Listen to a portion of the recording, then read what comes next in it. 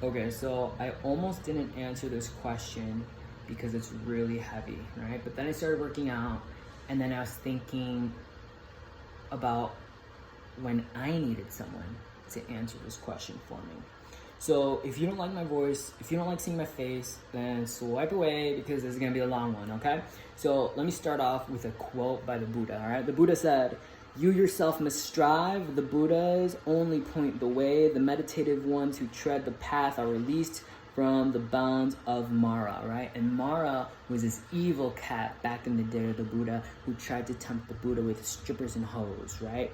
And the Buddha had to strive, okay? He was the only one who could save himself from that situation. So pretty much what that quote means only you must walk your path, right? The Buddhas only point the way. So within stillness, within awareness, within mindfulness, you're gonna figure yourself out because only you know yourself better than anybody in the world. Only you know your universe. Okay? So like before the fucking PC police come for me, I'm not saying if you need a therapist, psychologist, psychiatrist, if you need any of those, don't look for them, right? Look for them. If you need them, look for them. Use them, because when we speak about our problems, we might find out the solutions just by speaking them out loud. When we have someone to say things to us and we use them as a soundboard, right? We might be able to like see and pick and choose if what they say vibes or does not vibe with you. Okay, so that's the first thing. Only you must walk your path, right? When we find stillness and awareness and mindfulness, we can think more clearly and we can think in a way in which is more aligned with us and our morals, okay? That's the first thing. The second thing is, when you find that stillness, when you find that awareness, when you find your mindfulness, you need to figure out where you are at in your present.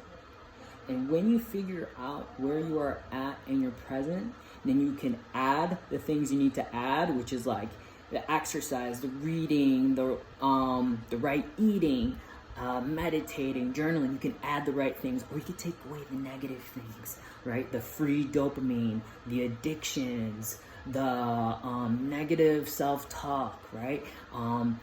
The negative self-fulfilling prophecies, right? The imposter syndrome, all that fucking bullshit. You take that all away, right?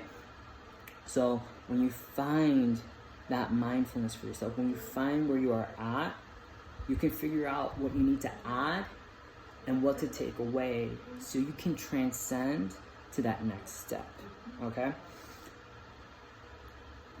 With that said, you must do all of this in the terms of the present moment, right? Because we've all heard it. When you are thinking about the past, you're putting your mental in a depressive state because you're longing for something you don't have anymore.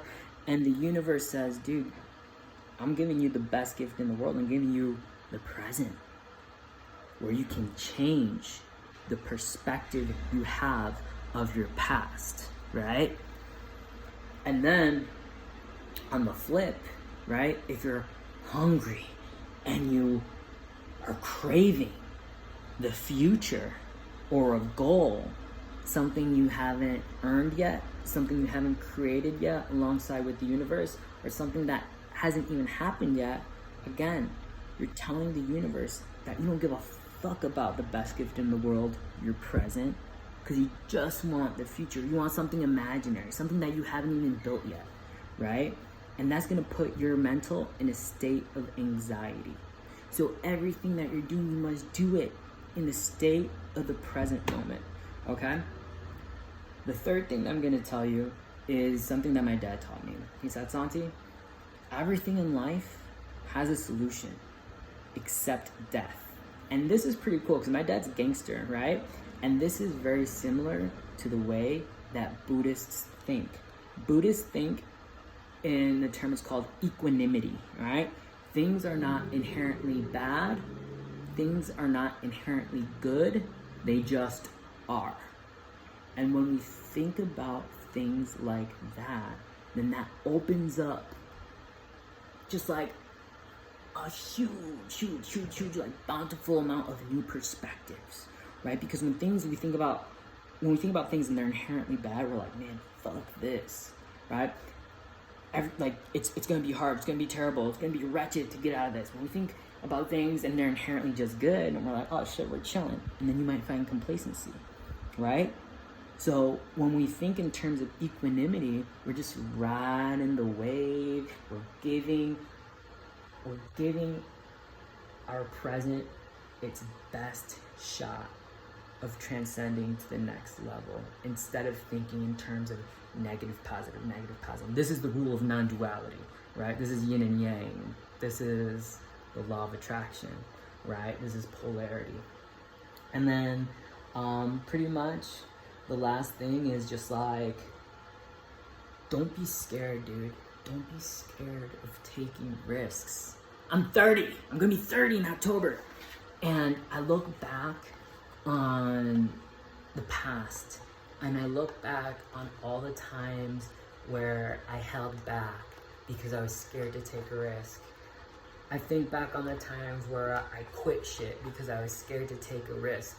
You know, I think back on the time where I never pulled the trigger because I was scared to take the risk. So life in itself is risky because we all die at the end. All right, so I hope this fucking helps, man. I love you. If you need more help, if you want to talk it out, if you need a soundboard, you know where to find me. I love you, bro.